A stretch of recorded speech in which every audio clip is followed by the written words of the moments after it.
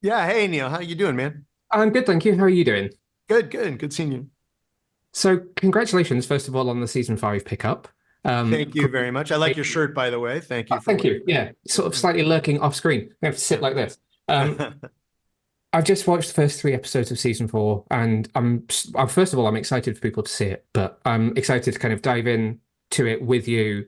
Kind of, it feels like now more than ever, the world kind of outside our windows is pretty grim. It's pretty dark, and The Boys is a show that has never ever kind of shied away from tackling that. And I was wondering, coming into this new season with so much going on in the world, what were those conversations like in the writers' room, kind of breaking season four and coming up with the stories for this season?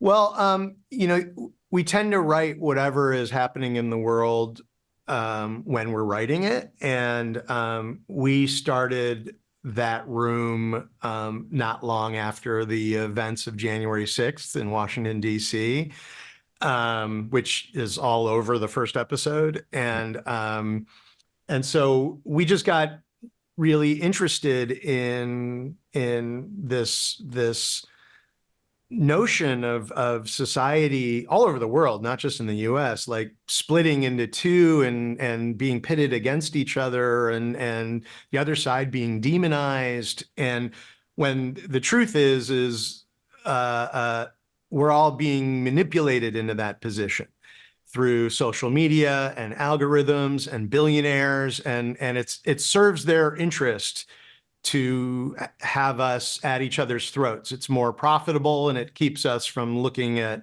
where the real power disparities are. And so we got really interested in making that point this season and told through the lens of, an election year and who some of the players are in the real world. And we just wanted to make the point that people just need to be just be a little more inquisitive and and a little more cynical about your leaders because they do not necessarily have your best interests at heart. Absolutely. I could not agree more on that point.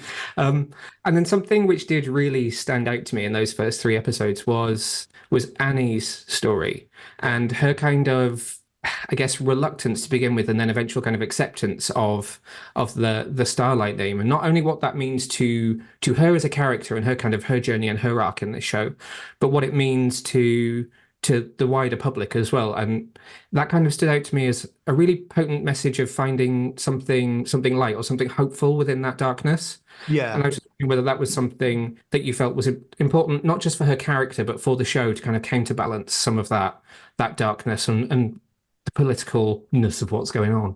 Yeah, I mean, look, in the future episodes, she's got a rough road ahead, but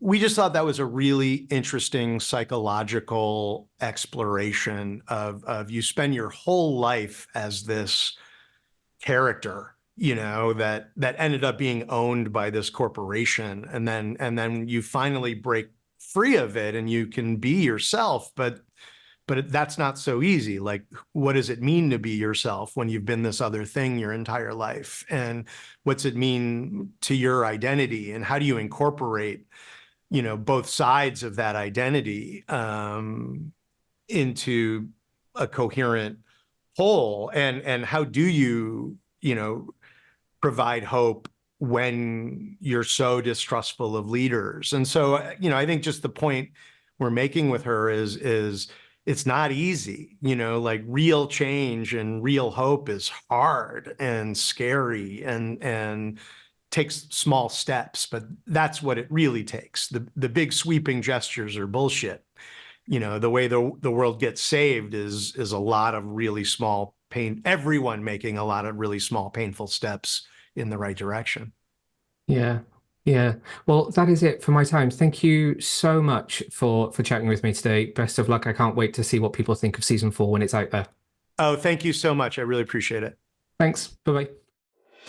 Thanks for watching, Super Friends. If you enjoyed this video, then make sure to hit the subscribe button just down below and hit the bell so that you can get notified whenever we release brand new videos.